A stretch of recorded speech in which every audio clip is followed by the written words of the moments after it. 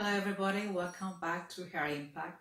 I'm Cassandra Helios, your host, and today we're going to talk about 5 fiction movies that really got the science wrong. So there are movies that choose to put science in it, but they didn't make any homework what science should include and how, they changed the story to include the correct science. So, and of course, number one, the top is Hollywood, which they invest billions of money to create these high, sci-fi fiction movies, but they lack of expertise. So they don't really hire somebody, experienced, knows science to consult them and consult them. And if they do, they don't consult them right. So these are 5 movies I choose today is that for me are the worst of the worst. And number one is actually Jurassic Park. Now I don't know if you have seen, there's a lot of different version of it, different sequence. I mean, it's a series of, it's not just one, it's just a series. So you have to see at least one of them. So many of them over the years. And they got really the science, but the science of pathology. So we don't actually can make dinosaurs from DNA extracted from mosquitoes. This is so wrong. In order to map the whole DNA, you need a lot of time and a lot of a DNA of it, a lot of blood of it, a lot of evidence, and you cannot extract it from only one insect. Also, if that would be possible to bring dinosaur and extinction genera, we have done it for so many different kinds of extinct, and we could not do anything. Like, the latest the rhino in Africa. If we can do that, then we will have it, but we can't. We can't reverse extinction, and that's what Jurassic Park says us, that we can, but we actually cannot do it. Science is limiting, well, still. So hopefully, I don't know what will happen in the future. Science, you never know with science, but possibly it will be less possible to do it anyway.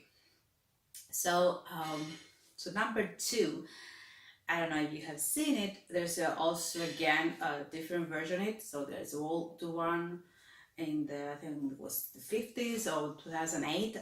It's called Journey to the Center of the Earth. So what actually is the story, if you haven't seen it, is that an expert in volcanoes, so a geologist expert in volcanoes goes and finds the center of the Earth through a cave. And that's not possible. No cave actually lead you to the center of the earth. So we know from volcanoes, the lava, this hot thing. So this hot thing, if it's underneath, and it's called magma, it is underneath with gases and lava again. So it's really very hot liquid. We cannot pass that. We would not survive anyway. So we cannot go to the center of the earth, even if we like it. Nobody can. Not now, not ever. I mean, that's just simple. It cannot make any sense of that. And I'm laughing because all these movies, if you know the science, if you're a scientist and you see them, you just laugh. And people see you and they say, why is she laughing? Or, why they're laughing. But, you know things and you see them so wrong, which is ridiculous. Another movie that make me really laugh is actually, I think it's a failure movie. It didn't go so well.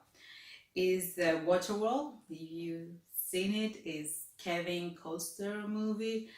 And there's water everywhere, and they try to find dry land, as they call it. So, and that shows the impact of climate change and the glass is all melting and the ice, every ice in the earth melting, and there's no land, which again, it's not possible. Even the ice, the glasses, if every ice on earth melts, we'll still have land. There's not enough water to cover everything.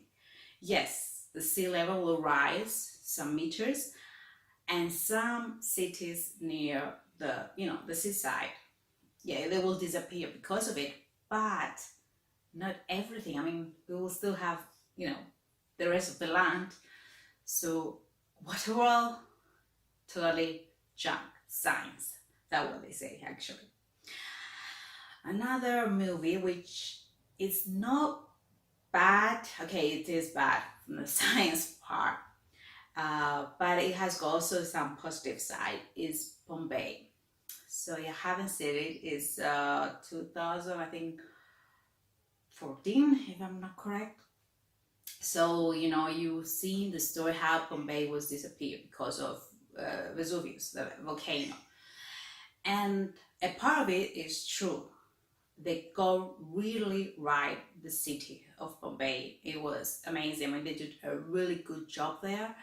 And how it disappears with the earthquakes and slowly, just happen overnight. So it lasts about 2 days. So that part is true. But the part that is really junk is because of tsunamis. They show this high tsunami, bringing ships at the port outside, and that never happened. It never happened. In this kind of eruption of volcanoes, you don't have big tsunami. Maybe you have a little bit because you have earthquakes, but not that side that they show. And also they show lava bombs, which it was great for effects. You see these bombs of lava everywhere in the movie, and at the final act with co-stars kissing. But that kind of eruption again, it was not possible. So yeah, I mean, yeah, they did it for the action, but again, they didn't really get that right. But you can see it because you can see actually Pompeii, and this is really good. Really, really good to see that part, and that's why I saw it. And finally, the final theme is Ice Age. Now, if you are into animation like I am, I really like it. Ice Age is great animation. They have, I think there are 3, 4 Ice Age. But again, the science of ice melting, just like that is not right. They show the animals running around to be safe because of the ice melting. That's never happened like that. I mean, the ice is melting like millions of years, and the animals don't disappear over a day, and that is not correct. So that's the 5th animation movie, if you have seen it. But just remember, this is bad science. All these 5 movies show bad science. And it's bad because, well, it don't really help people to understand.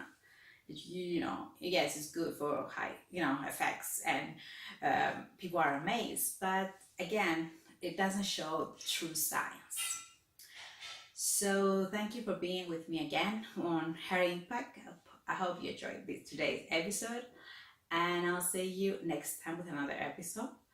Make your science your superpower, and I'll see you next time with another episode.